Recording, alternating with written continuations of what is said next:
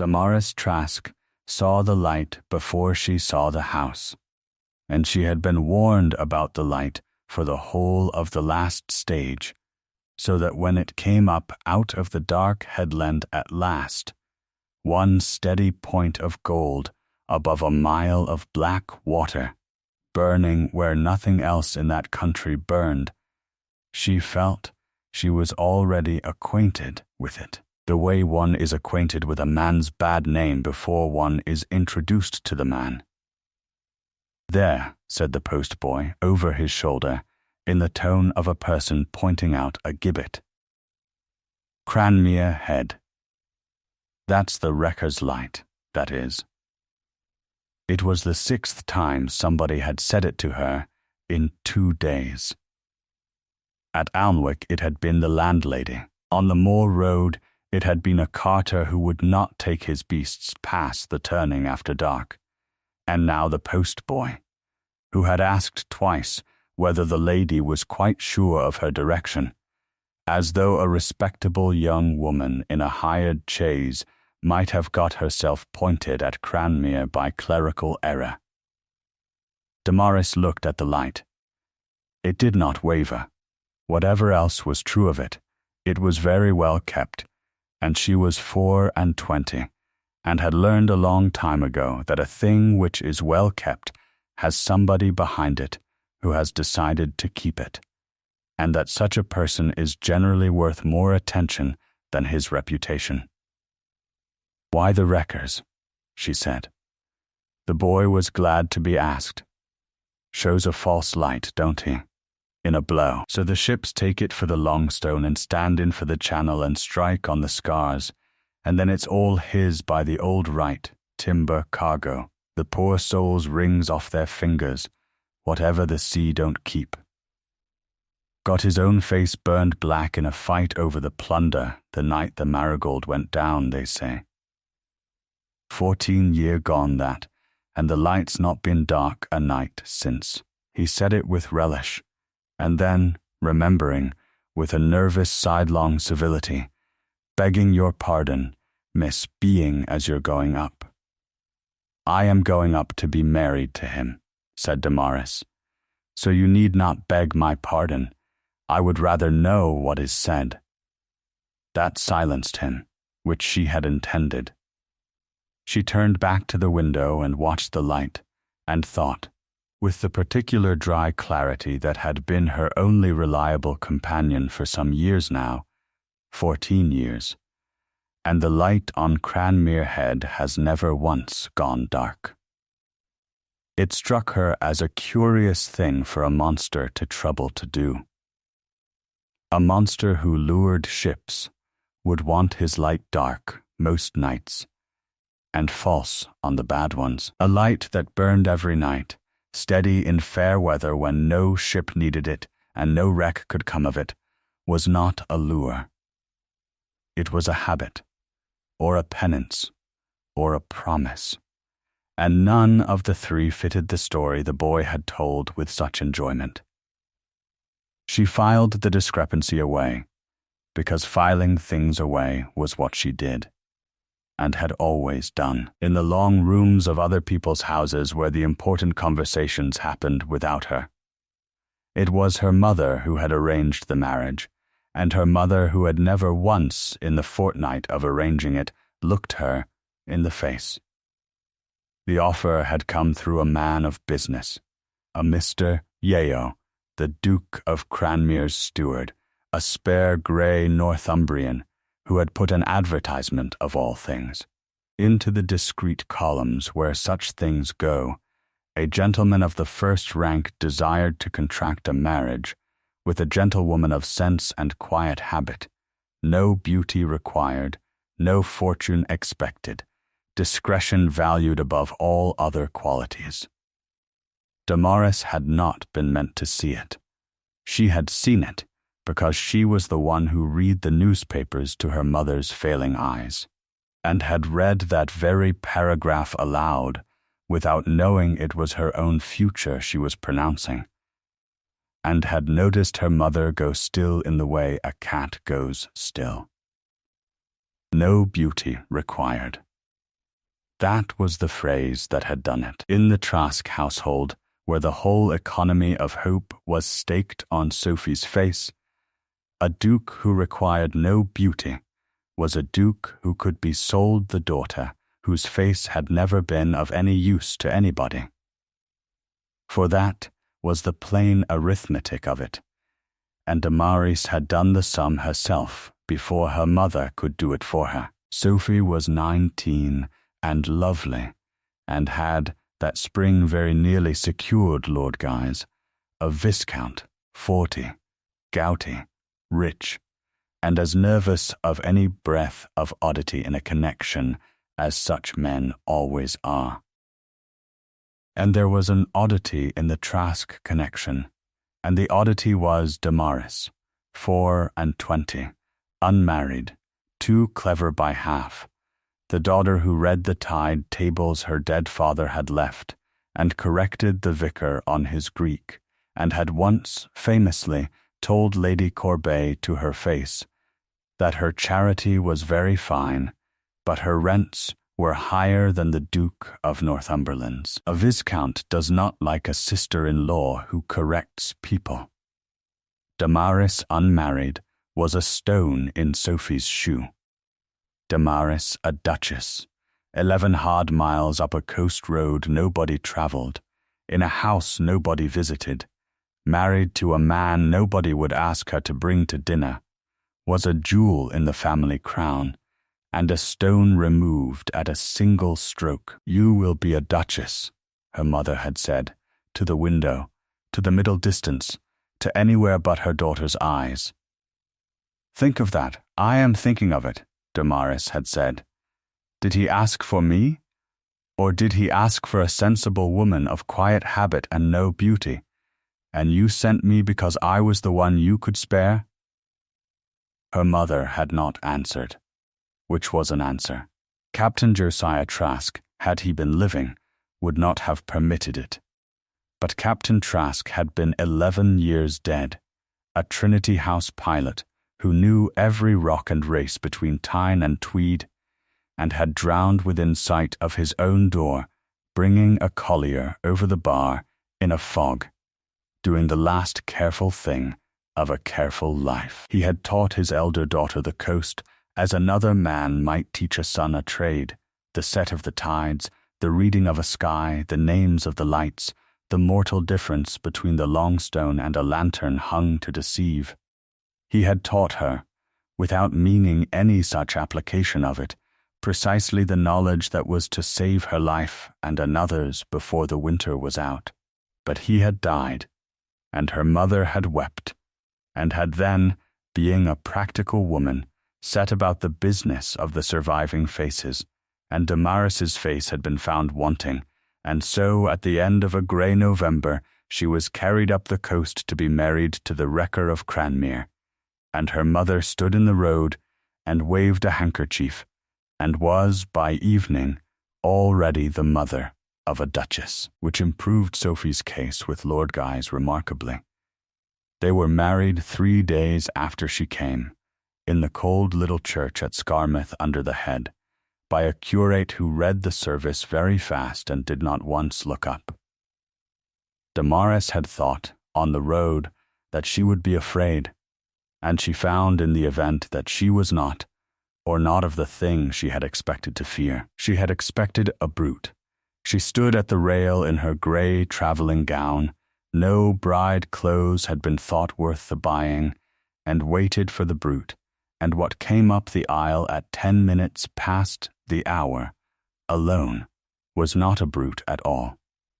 He was very tall, and he came in on the north side, where the church was darkest, and he had arranged himself, in the moment of entering, so that the ruined half of him was away from the small huddle of witnesses, and Damaris understood the manoeuvre at once, because it was so practiced, so smooth, so evidently the 10,000th performance of a thing first done in agony, that it told her more about 9 years of his life than a confession would have. He wore black.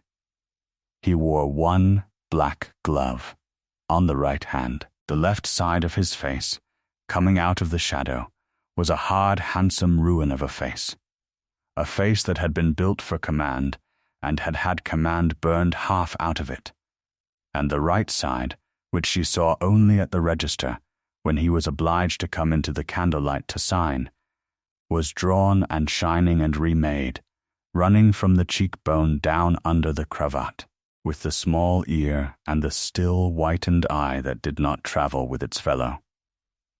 He signed with his left hand.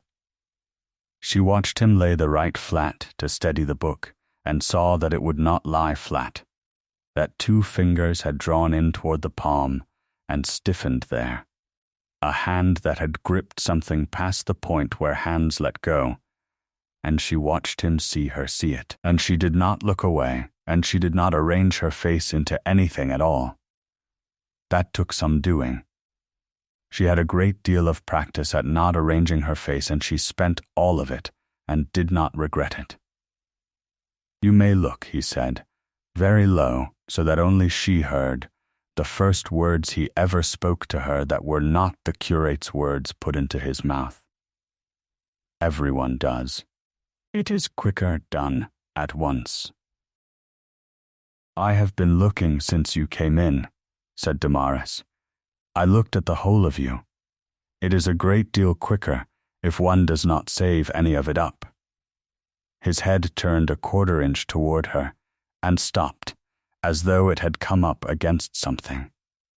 "Yes," he said, after a moment. "I imagine it would be." And that was their courtship, entire, and the curate said the last of it, and they were the Duke and Duchess of Cranmere, and went out into the churchyard where the whole of Scarmouth had come to look at the woman mad enough or sold enough to marry the beast, and where along the north wall, under the wind, there was a long row of stones she did not yet know the meaning of, all of one date. He handed her up into the carriage himself, on the left side, so that she went up past the whole half of him, and she marked it, and understood it, and said nothing, and the horses took them up the head in the early dark toward the light, which was already lit, though it was scarcely 5 o'clock and no ship on the sea. Cranmere, when the doors opened, was warm. She had braced for cold. The stories all had cold in them. A monster's lair, a black house, a hall like a cave.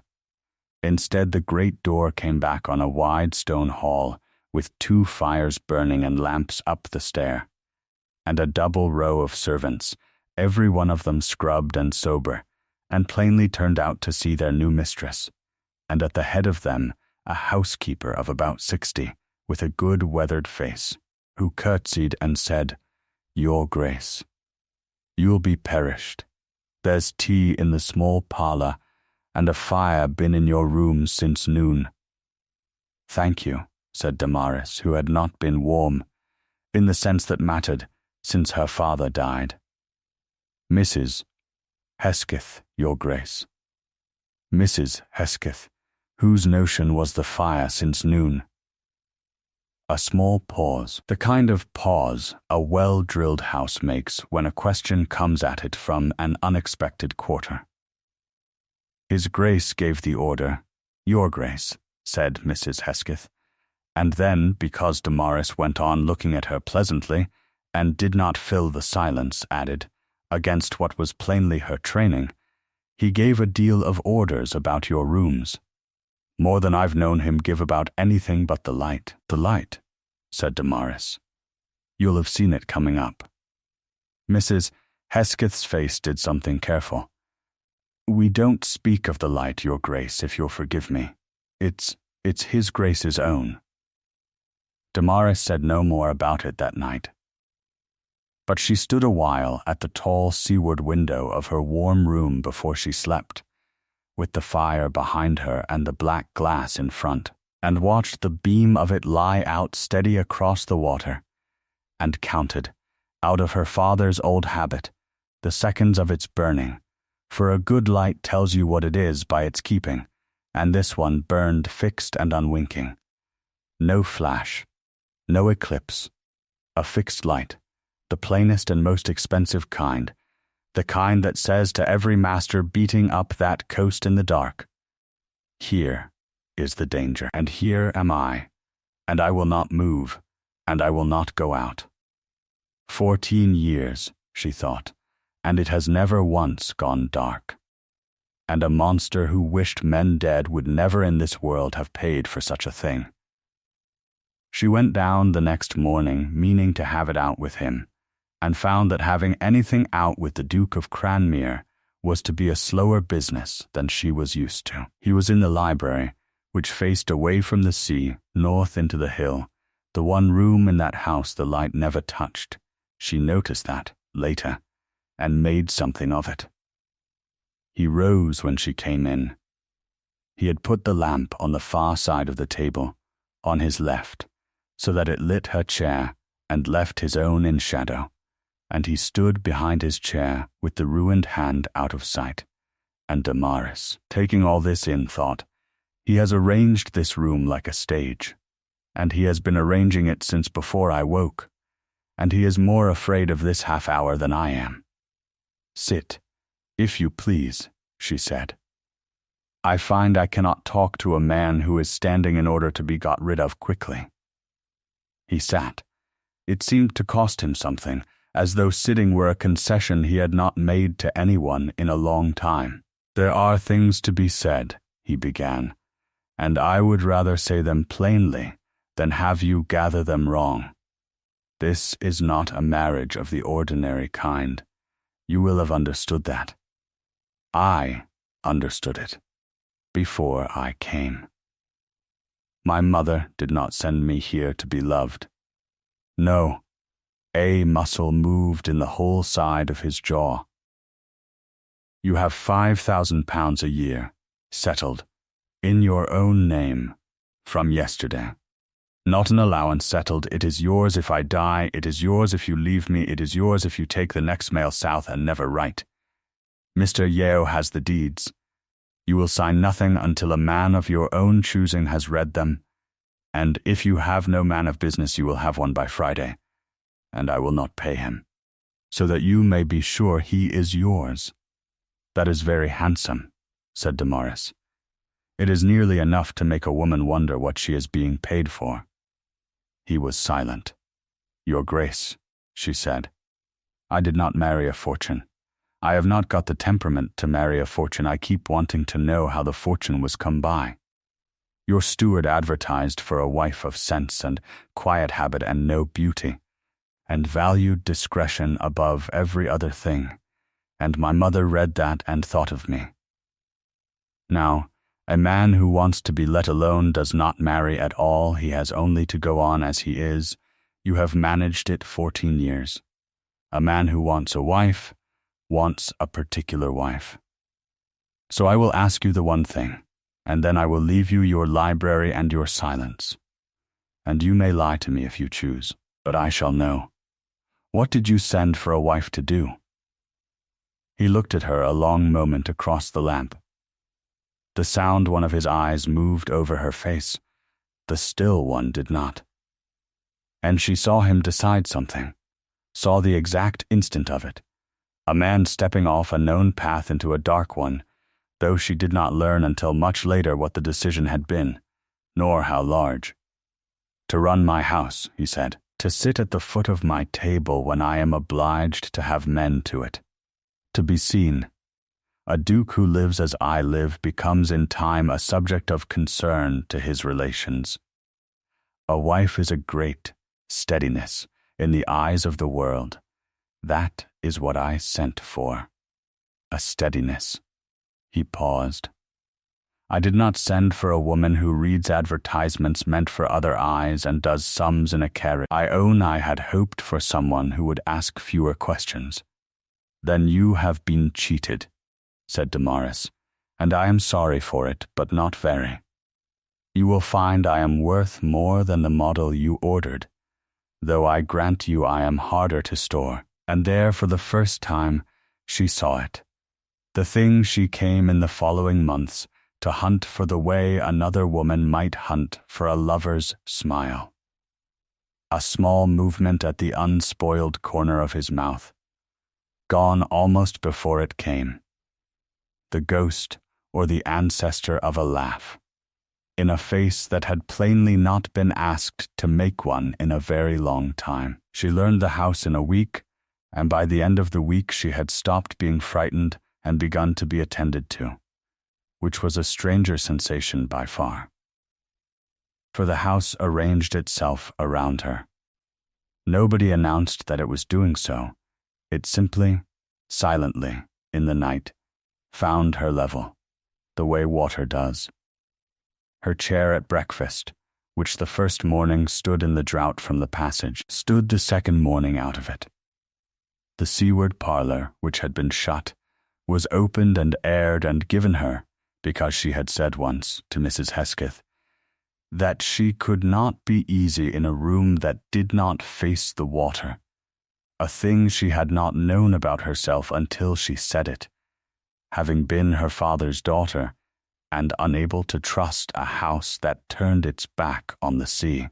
A brass telescope she had admired in the hall appeared, without a word, on the parlour sill, and on the third day, on the little table by her chair, she found her father's own Trinity House almanac, the very one, the salt-stained tide tables in his own hand, which she had thought lost in the wreck of the family's fortunes years before, and which the Duke of Cranmere had somehow, in 3 days of marriage, caused to be found and bought and carried up the coast, and laid where her hand would fall on it.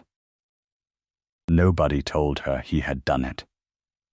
Nobody ever spoke his name in connection with any of it. She sat with the almanac in her lap for a long while, in the room that faced the sea, and did not cry, because she had given up crying at about the age of 12 as an expense she could not afford.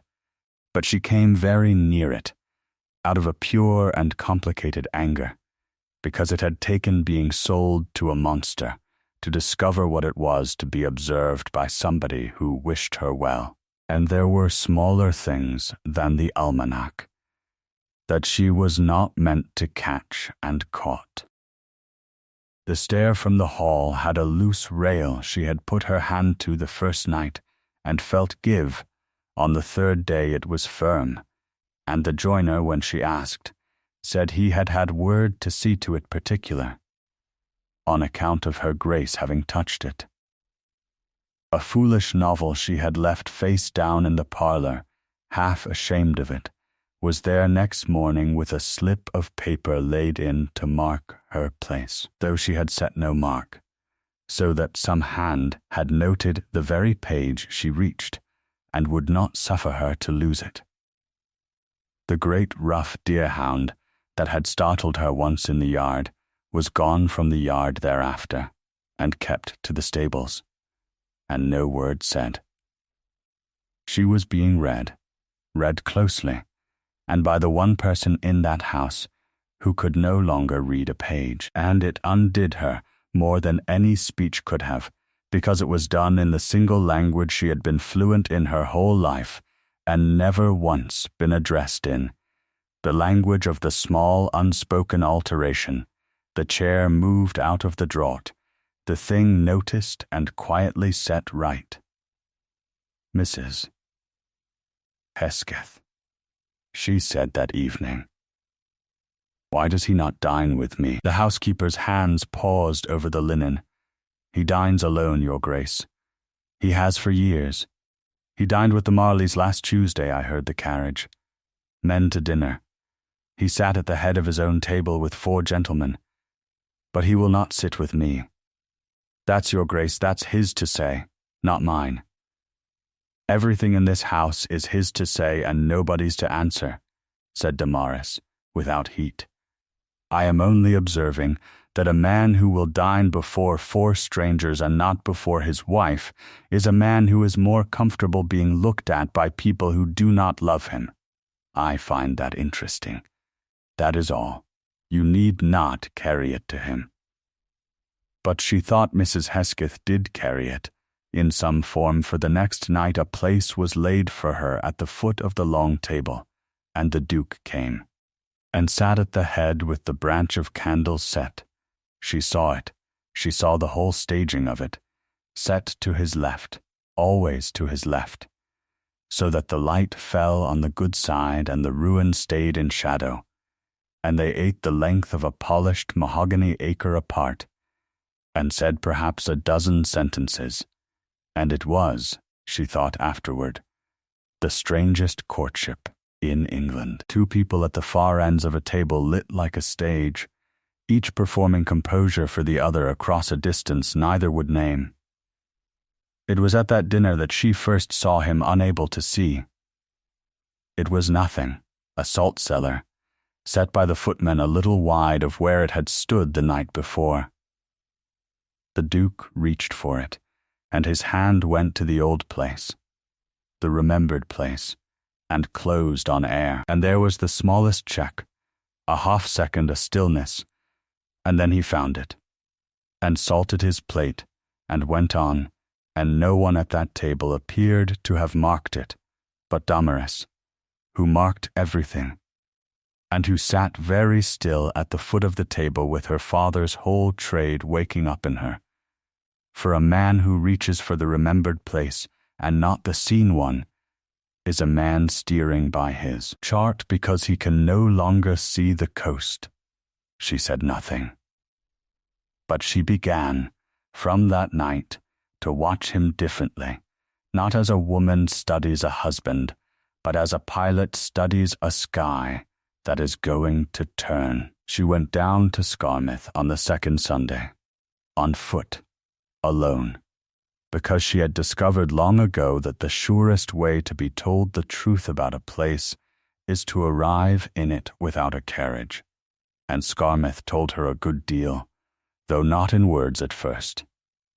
It was a poor place, a beck, a stone jetty, a huddle of fishermen's cottages, a chapel, and above them the little church under the head where she had been married.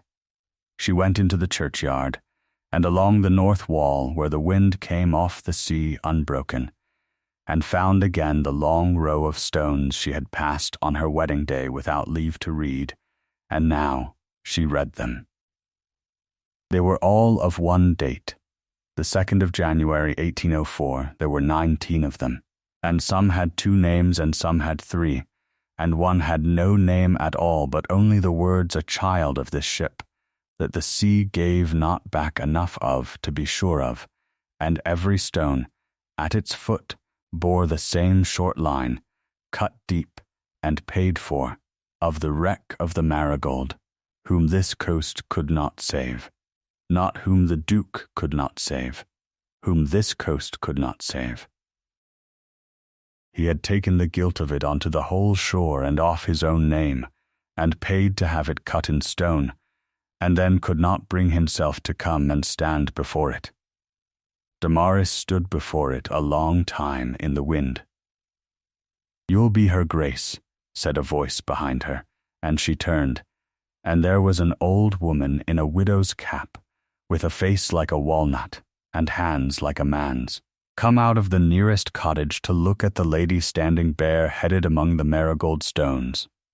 "I'm Peg Combe. My man keeps the light, kept it." "Kept?" "There's a to-do about the light," said Peg Combe, and shut her mouth on it in a way Damaris was coming to know, the particular closing of a coast that has learned exactly what its words are worth in the mouths of the quality. "It's not for me to say, Mrs. Combe." Damaris looked at her.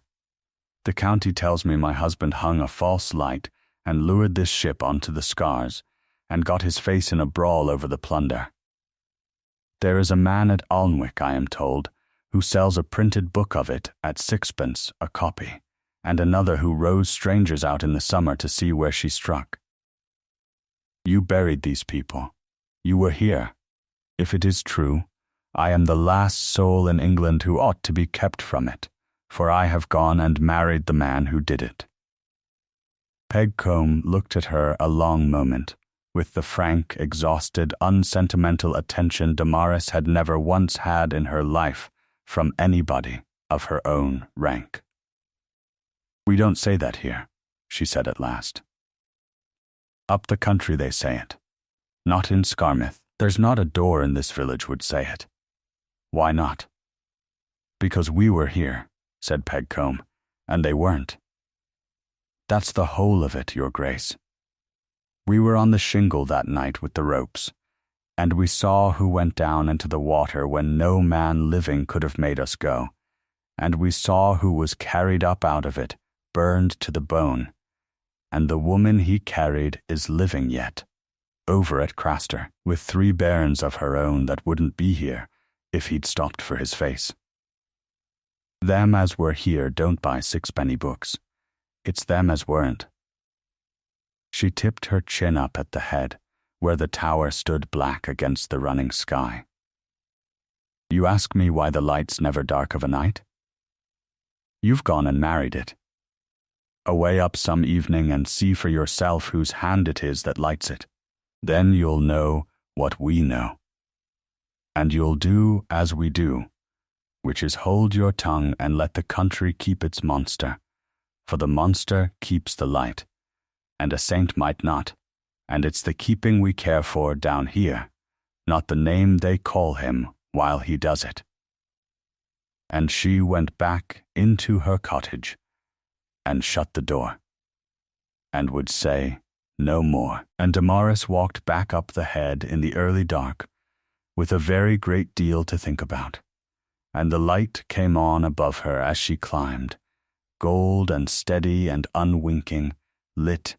She now understood the old woman to have been telling her, in the only way the coast would, by a hand she had not yet caught in the act. Piers Calder came the following week, and Damaris disliked him within the quarter hour, which was unlike her. She was not a woman who spent her likes and dislikes freely. He was the Duke's cousin, and until such time as there should be a child, his heir, a handsome, easy, talking man of 35, beautifully dressed for the country, with a way of being sorry for people that put her instantly on her guard. He was sorry for Cranmere. He was sorry for the coast. He was, above all and most tenderly, sorry for the Duke. "You will do him so much good," he told Damaris over tea, leaning in, confiding, his voice pitched to carry only to her. "You cannot think how we have all worried. A man alone, up here, with, forgive me, with such things behind him.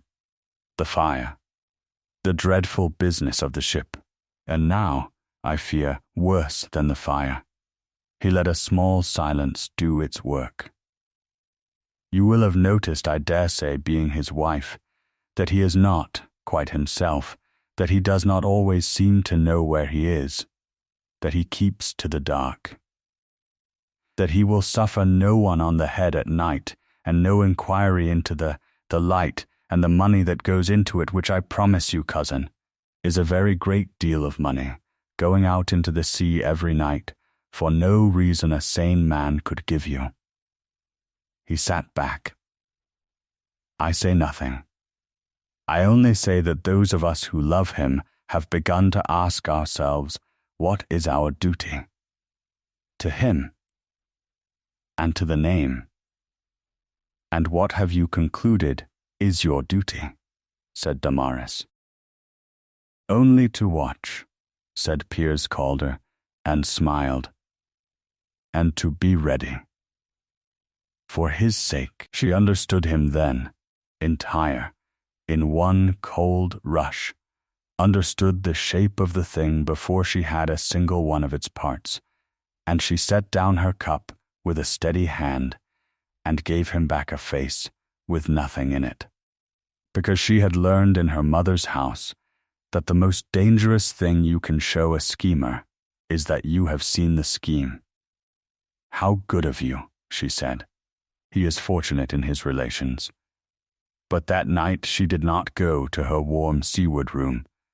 She stood instead at the top of the house, at a black window that faced the head and watched the light burn, and watched, a little before midnight, a single figure with a shielded lantern go up the path to the tower against the wind, alone, the way she had been told no one in that house was suffered to go. And she watched the great light brighten and steady as the figure reached it, the way a fire brightens when a hand has been laid to it, and she thought, the money that goes out into the sea every night for no reason a sane man could give.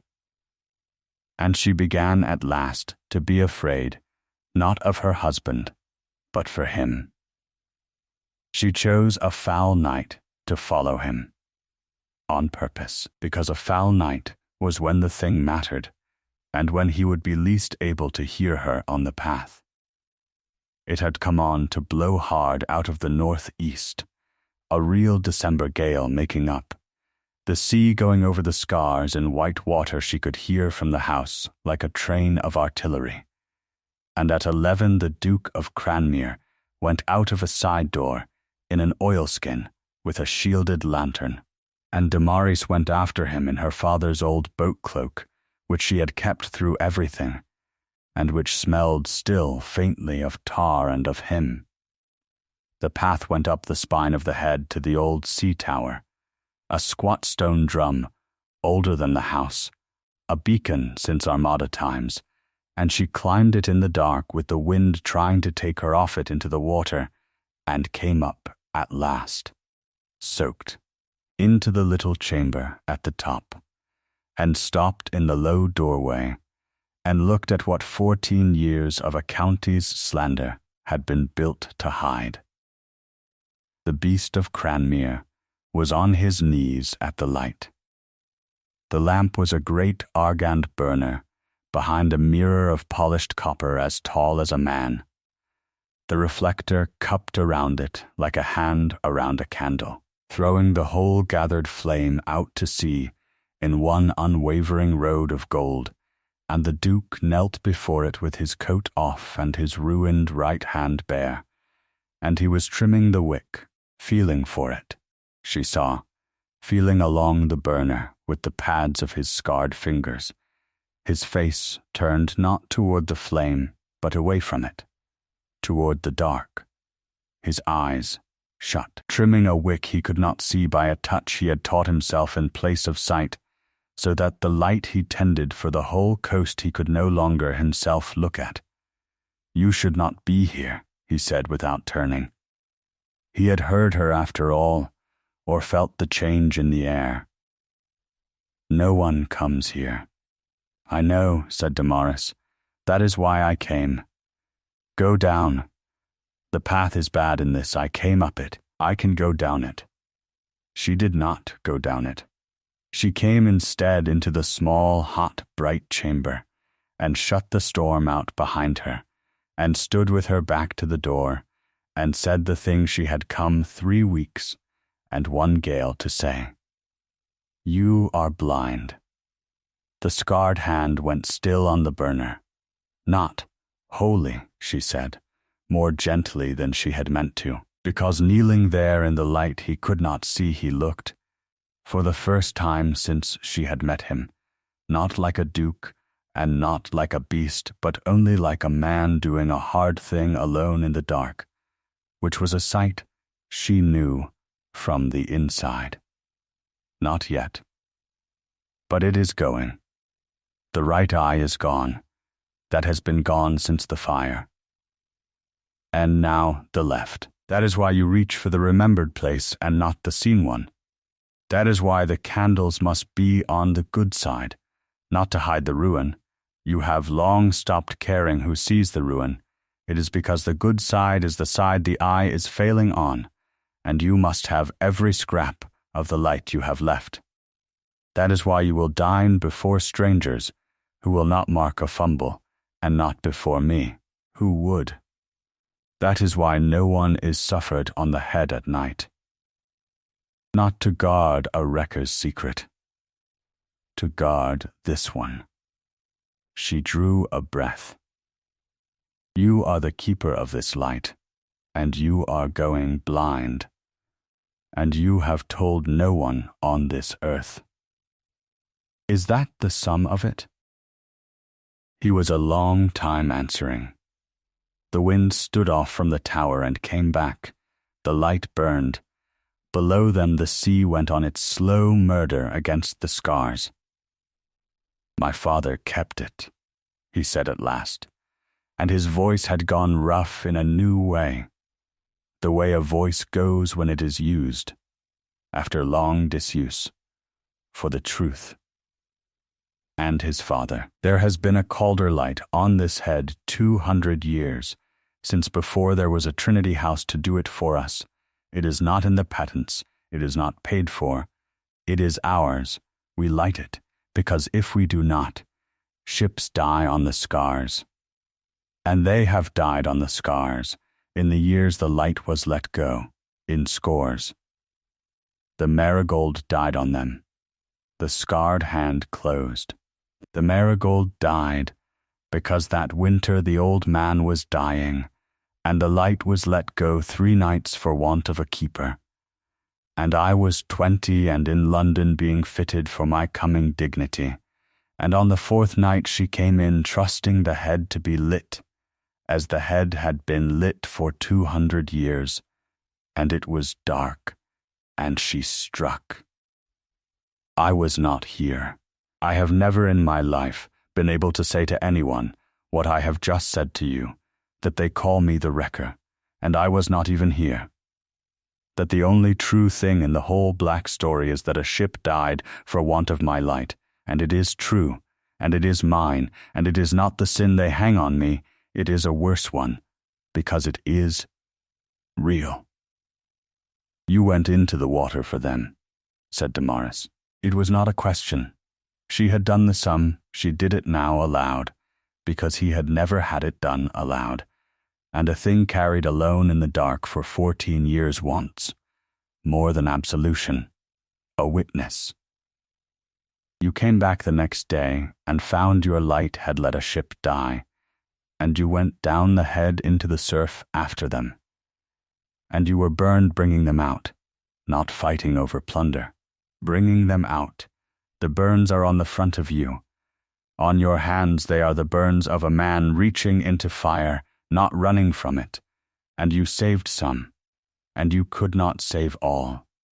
And the ones you could not save are the stones along the north wall of the church that you pay for and cannot make yourself go and stand before, because you were in London being measured for a coat.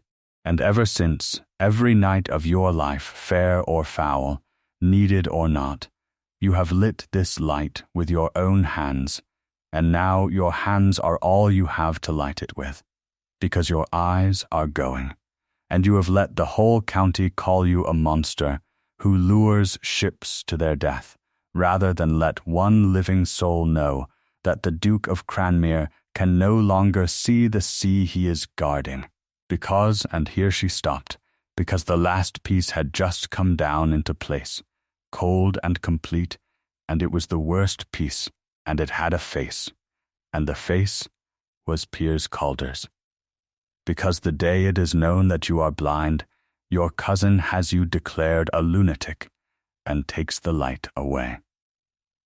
The Duke of Cranmere bowed his head over the burner he could not see, and for a moment the man who answered to no one in England answered to nothing at all but the truth.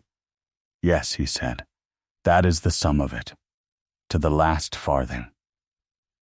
She sat down on the keeper's stool then and made him tell her the rest, and he told her, not easily, not all at once, but told her. Because a wall that has held 14 years, once it is breached, comes down all along its length. Piers Calder had debts and expectations, and a lawyer in Newcastle named Cudlip, who specialized in the melancholy business of gentlemen whose relations had become an embarrassment. For 2 years patiently, Piers had been assembling the picture, the Duke's seclusion, his refusal to be seen or examined, the ruined face the vulgar took for the mark of God, the money, real money, hundreds a year, that went, in the estate books, into oil and wick, and a keeper's wage for a light that stood on no patent and served, so far as any commissioner would be able to discover, no purpose but a madman's whim, the wrecker the whole coast would swear to, and now, if he could once prove it, the blindness, which to a jury of the commonplace would be the final seal. A blind recluse, muttering about a light in the dark, unfit to have the ordering of a great estate, and the hundreds of souls on it. A commission de lunatico inquirendo. A finding of unsound mind. A committee of the person and the estate, and the committee would be peers, and the first economy of Piers's stewardship would be the light. For who, the Duke said, with a terrible flat mildness, would keep at that expense a lamp for a sea he had already declared a delusion? And the second would be the pensions to the drowned families along the north wall, and the schooling of their children, and the pilots he retained to stand off the scars in the worst weather, and every other quiet thing he did that could not be found in any patent and would not survive an accountant. So I made myself a monster, he said. A monster cannot be made a ward. A monster answers to no one. A blind man answers to his cousin. I fed the story. Every ugly thing they said, I let stand, the uglier the better, for a devil is a free man, and a poor blind fool is a chattel. And when Cudlip's whispers reached even me, and Yeo told me a commission was a matter of months, not years, I did the one thing that a monster could do to save himself that a ward could not. He turned his blind face toward her, in the gold light, without flinching now, the whole of it, ruin and all. I got a wife. A commission will not easily find a man of unsound mind who has within the year courted, contracted, and married a gentlewoman of sense, who runs his house and sits at his table and will stand up in any court in the land and swear him as sane as the judge. That is what I sent for. That is what your mother sold you into. I am sorry for it. I have been sorry for it since the hour you got down from the chaise and I saw you were a person, and not the steadiness I had ordered. I bought a shield, and it came in the shape of a woman who does sums in carriages, and I have had to watch you find it out, piece by piece, and think yourself the dupe of it, when the truth is only that a drowning man caught at the first solid thing and it happened to be you. Damari sat on the keeper's stool in the roar of the sea and looked at her husband for a long time. Well, she said at last, that is the first wholly honest account I have had from anybody of why I am anywhere, in the whole of my life, and I find I would rather be a shield with my eyes open than a beauty with them shut, which is the only other office my family ever found for me. So we are neither of us cheated as badly as we feared. You wanted a steadiness. You have got one. I am extremely steady. Ask anyone who has tried to move me. And I wanted, she stopped. It was her turn, now to step off the known path. I wanted to matter to the keeping of something. I have wanted it my whole life, and been handed embroidery instead. And you have gone and married me to the keeping of a light, and told me it is the most important thing on this coast, and then tried to carry it up here in the dark by yourself. Move over, your grace. I can see the wick. He did not move over, at first. He knelt there, blind in the light, and something went over the whole ruined landscape of his face that she had no name for and did not try to find one for. You should go south, he said, with the 5,000. I will manage. I have managed. You have not managed, said Damaris. You have endured, which is a different and a lonelier thing, and I know the difference because I am an expert in it. Move over. If I am to be your shield in Newcastle before a pack of commissioners, I had better be your eyes on this head first, or the shield is a lie, and I will not tell a lie I have not troubled to make true. And she got down off the stool and knelt beside him at the great copper reflector, and put her steady pilot's daughter hands to the burner. And he taught her, his scarred hand over her sound one, guiding it, how to trim a wick you cannot see, and that was the first time he touched her. And it was to teach her to keep a light, and neither of them ever afterward could speak of it without stopping. After that they kept the light together, and the keeping of it was their courtship, and it was a better one than most people get. She learned the tower as she had learned everything, by attention and by her father's ghost at her shoulder. She learned the burner and the oil and the polishing of the great reflector that must be kept mirror bright or the light died to nothing at 10 miles.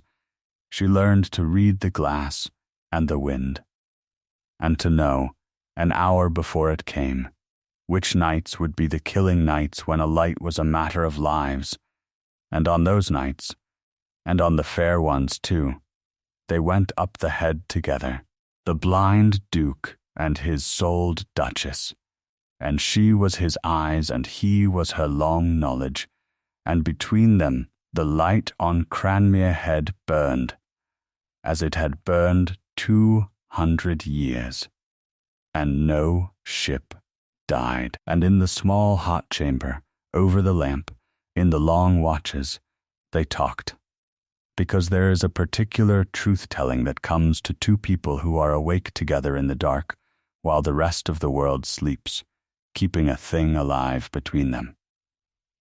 He told her about the fire, all of it, the parts that had no dignity, about the year he learned the burns would not kill him, and were sorry, about Celia Fenwick, who had been going to marry him before the marigold, and had written him a very graceful letter from Bath 4 months after, and whom he did not blame, and whom Damaris privately resolved to blame enough for both of them. And she told him about the almanac, and about her father on the bar in the fog, and about being the daughter whose face was found wanting, and about the exact tone of her mother's voice saying, "Think of that," and he listened the way she had never in her life been listened to, with the whole of his attention, because a blind man has nothing to do while you speak but hear you. "You are not plain," he said to her once, out of the dark unexpectedly, over the burning light. "I want you to know that I know it, though I can no longer see it, so you may be sure I am not merely flattered by a face. You are not plain. Whoever taught you that you were plain was a fool, or a thief, or your mother, which is sometimes all three. I have looked at a great many things in my life while I could, and I tell you as a connoisseur of last sights that if I had known the eye was going, I would have spent more of it on your face." Damaris was glad then that he could not see, because her face did a thing she could not have governed for any money. And she was a long time answering, and when she answered it, was crooked, because the straight way was more than she could manage. "That is a great deal of gallantry," she said, "for a man who ordered a wife by the pound and specified no beauty required." "I have revised the order," said the Duke of Cranmere. "I find the article delivered exceeds the specification in every particular, and I mean to keep it past the term of the warranty." And she laughed, really laughed, up in the tower in the roar of the sea, and after a moment, wonderfully he laughed too, the whole rusty ruin of it. A sound she would have wagered the £5,000 had not come out of him in 14 years, and below them the light burned steady out across the black water. And that, and not the wedding, was the true beginning of the marriage. There was a night in that stretch, a still night, no ship needing them, the sea flat and phosphorescent under a low moon, when he asked her to describe it to him, and she understood that he was asking for a thing he had not let himself have in 14 years. "Tell me the sea," he said. "I can hear that it is calm. I have forgotten calm. Tell me what it is doing with the moon." So she told him. The long, oily swells with the moonlight sliding down the backs of them, the green fire that came up in the water where a fish turned, the long stone winking away to the north, a collier's riding lamp standing dead still, far out, where she lay to her anchor waiting for the tide. And he sat with his blind face turned to the black window, as though he could feel the moon on it, and listened, and when she had done he said, "Thank you. I had come to keep the sea only as a danger. You have given me back the other half of it." And after that it was their custom and their courtship both, that she was his eyes for the things that were not dangers, the sunsets going down red behind the Cheviots, the first swallows over the head, the exact color a wave turns in the instant before it breaks, and he was her long, deep knowledge of the water beneath all of it, so that between the two of them they had, she thought, one whole way of loving the sea, which is more than most people with the use of both eyes ever trouble to put together. She did not tell him she loved him in those weeks, and he did not tell her. The words would have been too small and too early for the thing that was in fact taking place, which was that two people who had each been filed away as of no particular use were finding out, in a stone tower over a burning light, that they were between them exactly, precisely and wastefully enough. But the tower could not be a world, and down below it in the daylight the other thing went on, gathering. Piers Calder came and went, all winter, all solicitude, and Damaris played her part opposite his, with a cold thoroughness that surprised even her. She was pleasant to him. She was grateful to him.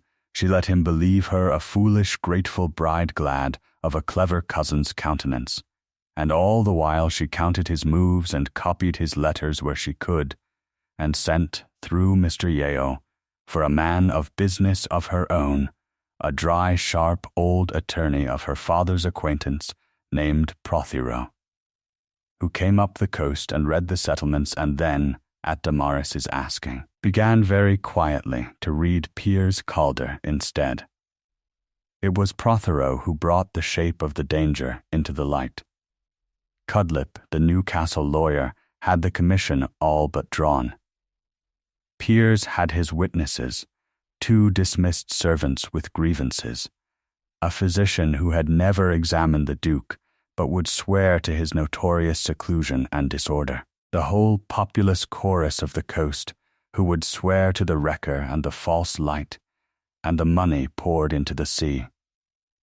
The petition would allege that Silas Calder, Duke of Cranmere, was and for years had been of unsound mind, incapable of the management of himself or his affairs, laboring under fixed delusions concerning a light and a wreck, and latterly wholly blind, and that the interests of the estate and the many dependent upon it required that his person and property be committed to the care of his next of kin. The one great obstacle, Cudlip had written, Prothero had the letter, or a copy of it, come by ways Damaris did not inquire into. The one great obstacle was the recent marriage, which, if the woman prove sensible and loyal, may go far to persuade a jury against us, and must, if it cannot be turned, be discredited. Discredited, she read that word twice. Piers meant if he could not use her to swear her a fortune hunter who had married a helpless madman for his money, and now propped him up to keep it. He will move in the spring, Prothero said, when the roads are good and the assize sits. He wants the Duke examined by the commissioners at Newcastle, in the town on the town's terms, where a blind, scarred, silent recluse in a strange, loud room will do his case for him better than any witness. Your Grace must not let it come to that ground. If it must be fought, it must be fought here, on this coast, where the truth of the man is, and not there, where only the story is. Damaris looked out of the seaward window at the head, where the light was not yet lit, because it was not yet dark. It will not be fought in a courtroom at all, she said, if I can help it. A courtroom is his ground, not ours. I have watched my whole family lose every argument they ever had by agreeing to have it where the other man wished. No, we will not argue that he is not a madman. Arguing it grants that it is arguable. We will make the coast itself say what he is, so loud that no commission dare sit. And the coast will say it. She stopped, and something in her went very still and very cold and very much her father's daughter. The coast will say it the first bad night a ship needs that light and gets it. That is when they will all find out at once what the wrecker of Cranmere really does up here in the dark. She told the Duke that night what Prothero had brought, up in the tower, over the light, because the tower was where they told each other true things now. You should let me set you free before it comes on, he said. If Cudlip means to discredit the marriage, he will drag your name the length of Newcastle. Fortune hunter, adventuress, the woman who wedded a blind madman for his money and props him up to keep it. I can stop the whole of that with one stroke, have the marriage annulled on my own incapacity before ever he files his petition. You take the 5,000 and go south a widow in all but the name, and not one word of it ever touches you. And the light? Said Damaris. He was silent. You have just offered, she said, to prove yourself a lunatic in order to spare me a hard morning in a courtroom. Do you hear the arithmetic of it? You would hand them the very finding they are scheming and lying to get.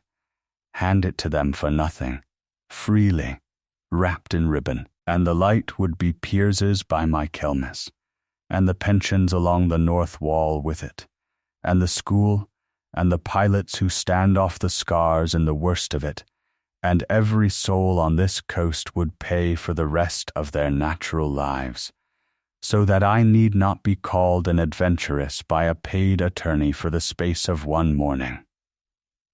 No, Your Grace, I have been called a great deal worse than that, by my own mother, over the breakfast things for nothing at all. I will keep my hard morning, you will keep your wits about you in company, and we will fight this where it can be won, which is not in any panelled room in Newcastle. Now teach me the north wick again, it smoked last night, and a smoking wick throws a flutter a master 3 miles out will read for a flashing light and stand into, and I will not have your light tell a lie to a ship on my watch. And he taught her the north wick again, his scarred hand over her sound one in the old way, and old Combe, who slept now in the storehouse below the tower because he would not leave the head with matters, as they stood, heard the two of them laughing up above him in the small hours over a smoking lamp, and went to sleep something like at peace, which he had not managed in a good while. She did not have to wait long. The coast is generous with bad nights. It came in the 3rd week of January, on the anniversary, near enough, of the Marigold. She thought of that afterward, and could never decide whether the sea keeps such accounts, or whether it was only that January is when that coast does its killing. It began at dusk as a dirty yellow smear in the northeast, and by 8 was a full gale, and by 10 was the worst blow of the winter, the wind screaming in off 1,000 miles of open water, the sea coming up the head in sheets, the whole house shuddering with it, and out in the black smother, beating up the coast for the safety of the Tyne, was the brig Hopewell, 41 souls aboard her, emigrants most of them, families going out to Canada, and her master steering by the lights, by the Long Stone away to the north, and by the light he had been told all his life he would find fixed and burning on Cranmere Head, the light that told him where the scars were, so that he might keep the water and not the rock. And on that night, of all the nights in 14 years, the light on Cranmere Head went dark. It went dark because Piers Calder had at last understood that the light was the whole case against his madness story, that a lamp faithfully kept was the one fact no commission could reconcile with a lunatic, and had moved 3 days before to have it stopped, had gone to law, quietly, got a temporary order on the strength of the reckless expense and the peril to navigation of a false light kept by an incapable person, and had it served, and had that very afternoon, with an officer at his back, turned old Elias Combe, the keeper, off the head, and locked the tower, and taken the key. He had timed it, he thought, beautifully, with the light dark and the tower sealed by an order of the court. The Duke's delusion was legally established, and the man himself exposed as a danger, and if the weather should make and some collier have a hard night of it, why, that was the very proof of it, was it not, that the light was better dark, and no loss to anybody but underwriters. He had not reckoned on the Duchess. Damaris was at the top of the house when the light did not come. She had gone up at dark to watch for it, as she watched for it every night now, and it did not come, and she knew in one heartbeat what it meant, because she had read the order that afternoon over Prothero's shoulder, and had thought they had until morning to answer it. She found the Duke already at the sealed door of the tower in the first of the storm, tearing at a lock he could not see with hands that could not have forced its seeing, and she took hold of him and put her mouth to his ear to be heard over the wind, and said the thing that decided the rest of both their lives. "There is a ship," she said. "I have been watching the sea an hour.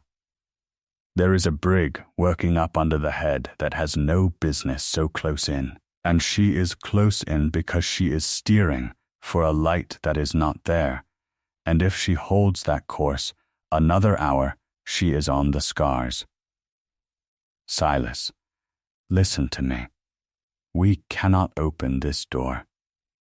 But there is the old cresset in the storehouse, the iron basket your grandfather used before ever the lamp was built, and there is oil, and there is the whole west parapet of the head that stands higher than the tower, and I am a pilot's daughter, and I know what a ship needs to see, and where she needs to see it from. I cannot mend your eyes, and I cannot break the king's lock. But I can light a fire on this head that a master 3 miles out will take for Cranmere light, and I can hold that ship off the scars with it, and you are going to stand at my shoulder and tell me the bearings, because you have watched this water blind for a year, and you know by the sound of the scars where she is better than I can see it, and between your ears and my eyes and my father's trade, we are going to keep 40 souls off the rock your cousin has just made dark for them. Now come, and bring the tinder. The wind will eat 3 lights before it lets us keep the 4th. She never afterward remembered the next hour as a sequence of things. It came back to her only as a single enormous present tense roar. The scramble to the storehouse, and the finding of the great rusted cresset, and the dragging of it up the streaming rock to the west parapet, with 2 frightened footmen and old Combe, who had not gone home, but had sat down against the churchyard wall to weep, and now rose up and worked like a man half his age. The oil-soaked waste, and the failing tinder, and the wind killing spark after spark, and Damaris hunched over the iron basket with her father's cloak spread, to make a lee, coaxing, cursing, praying in the flat, competent way of people who pray with their hands, and the flame at last catching, and taking, and standing up roaring in the cresset, streaming flat downwind, a great ragged, desperate fire on the black head, where the fixed calm gold of the true light should have been.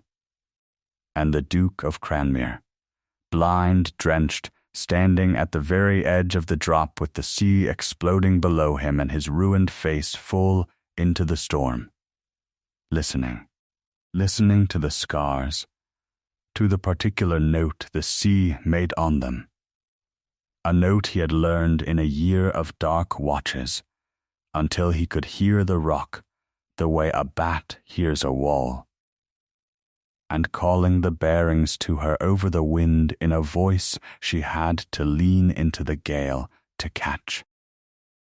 She is south of us, south and east I can hear her canvas, she is close hauled and losing it. Damaris, the fire is too far north, they will read it for the Longstone, and stand on. Carry it south along the parapet, south to the old Markstone, make them see it open the scars to the north of them, make them think the danger is where it is not, so they wear away from where it is. And she and Combe and the footman dragged the roaring cresset, the length of the parapet through the killing wind, while the Duke stood blind and conducted the whole desperate business by ear.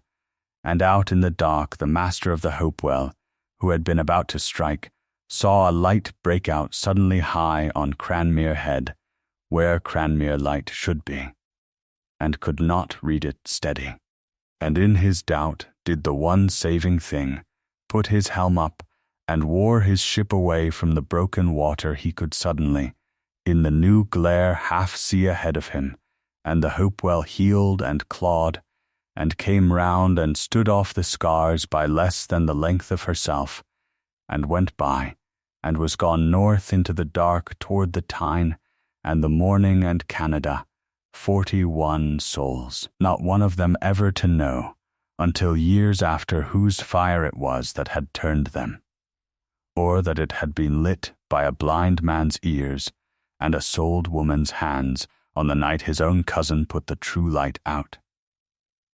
They found her at dawn on the parapet, black to the elbows, her father's cloak burned through in 3 places, sitting against the cold cresset, with the Duke's head in her lap. The 2 of them past speech, having kept the fire till the grey came, and the sea went down, and no ship could any longer be on that water unseen, and half of Skarmouth was on the head by then, and the other half coming, because the whole coast had watched the Cranmere light go dark, and then seen the great fire break out along the parapet, and had come up in the storm certain the beast was at last doing openly what they had said for 14 years he did in secret, and had found, instead, in the first light, the Duke of Cranmere and his Duchess, burned and speechless and clinging together over a dead fire, and out beyond the scars no wreck at all, only the empty heaving sea and, far off north, hull down and safe, the topsails of a brig standing on for the Tyne. It is a thing that does not stay quiet, a night like that.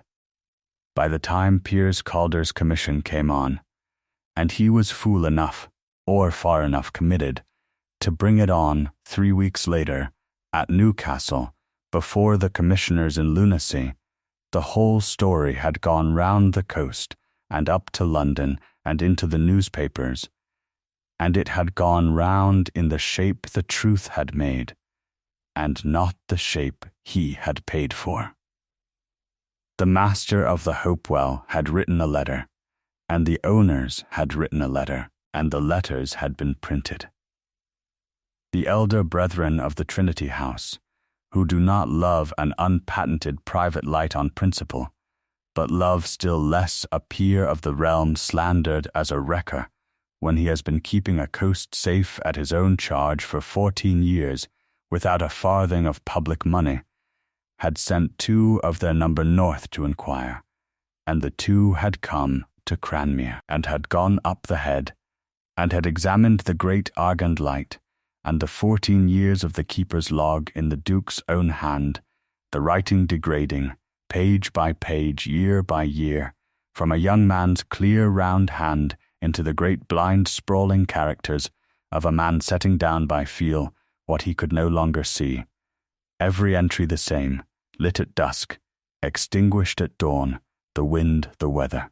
The ships passed safe, and the 2 elder brethren, who were old sailors, had stood a long while over that log, and had not, when they came down, said very much, but one of them had gone alone along the north wall of the churchyard, and stood before the stones a while, with his hat in his hand. And so when Cudlip rose in the panelled room at Newcastle to prove the Duke of Cranmere a madman labouring under a fixed delusion concerning a light and a wreck, he rose into a silence that had already turned against him, and he knew it, and he went on because he had been paid to, and he had not got far into the delusion concerning a light before the Duchess of Cranmere, who had asked and been granted leave to be heard, rose in her plain grey gown at the foot of the room and said, in the clear carrying voice her father had left her along with the tide tables, "The delusion concerning a light, sir, put a brig called the Hopewell safe into the Tyne on the 20th of January with 41 living souls aboard her, on the very night my husband's cousin, who sits there, had by an order of this court put the light out. There are 2 of the elder brethren of the Trinity House in this room who have read the record of that light, and will tell you what manner of madman keeps it. There is the master of the Hopewell, who has come from Sunderland to tell you whose fire turned his ship, and there is myself, his wife, who was sold to him sight unseen for a plain woman of no use to anybody, and who has kept that light with my own hands beside him, and who will swear on any book you like that the sanest thing on this whole coast is the man you are asked to call a lunatic.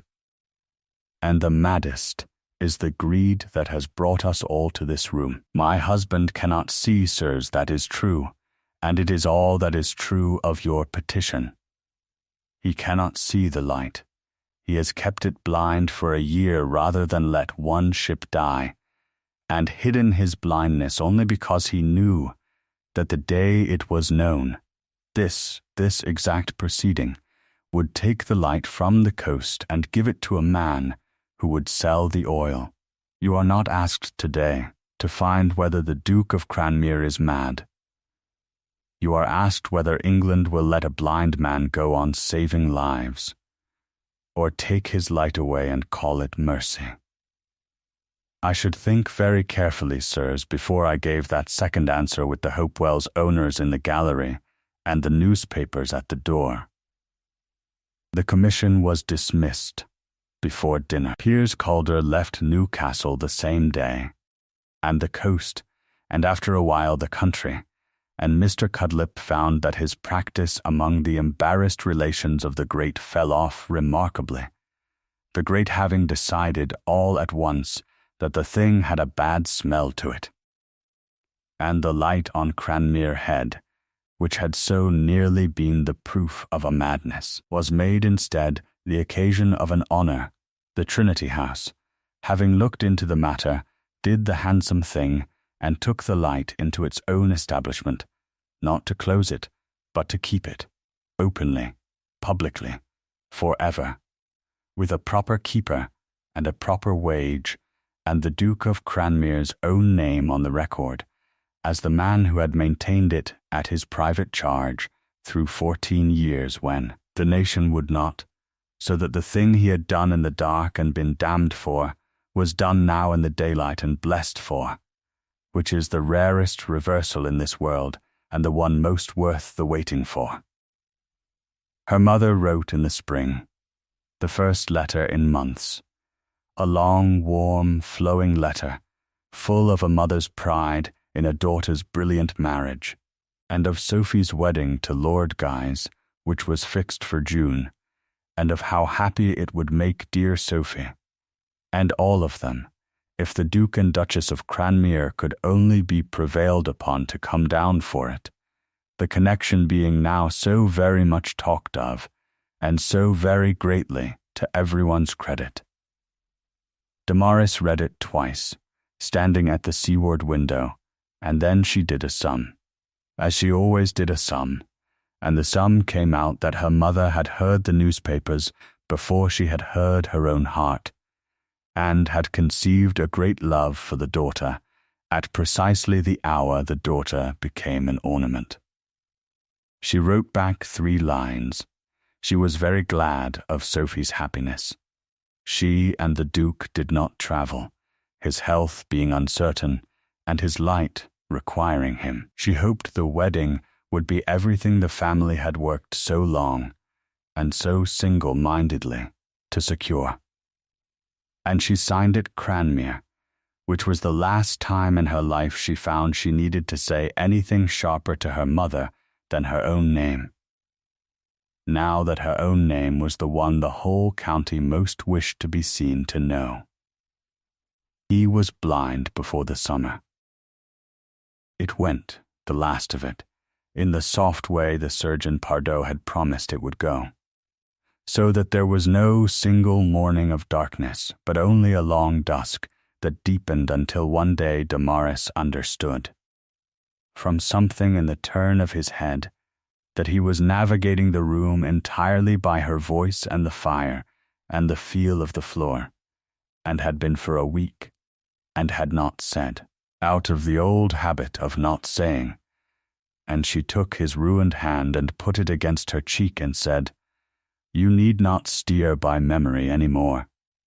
I am here, and I am your chart, and I do not go out of print."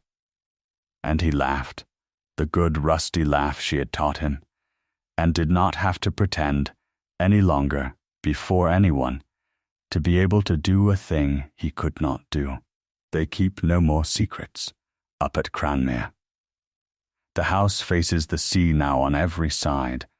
The shutters that used to be closed against sightseers stand open, because the sightseers stopped coming when there was nothing shameful left to see, which is the whole truth about sightseers, and the surest way to be rid of them.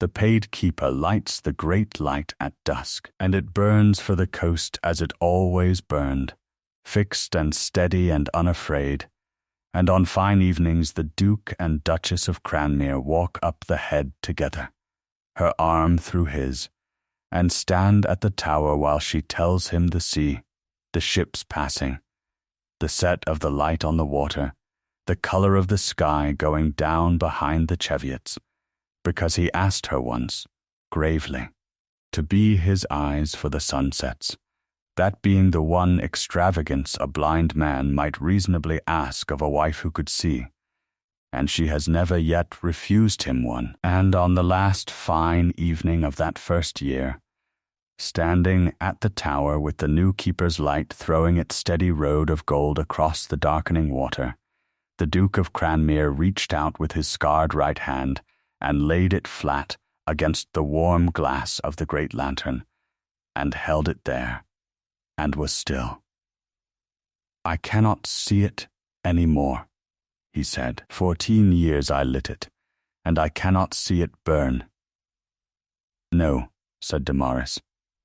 She did not tell him it did not matter, because it did, and she had learned from him that you do not lie to a person about the size of what they carry.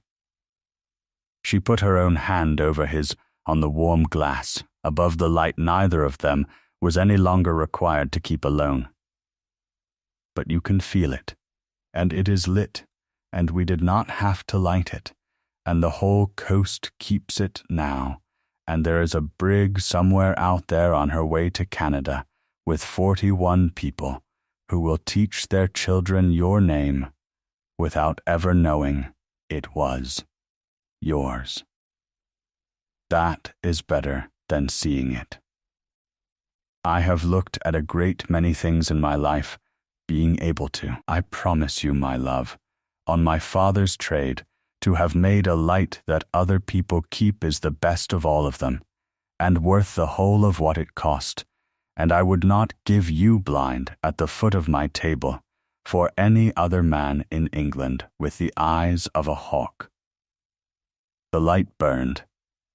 The sea went dark and easy under it, and the beast of Cranmere, who had been sold a shield and given a wife, who had gone into the fire for strangers, and let a county name him a devil for it, and kept a light with his own blind hands rather than let one ship die, stood at the top of his head, with his wife's hand warm over his ruined one on the warm glass, and could not see the light he had made, and was, for the first time in 14 years, and for all the rest of a long life, entirely unafraid of the dark.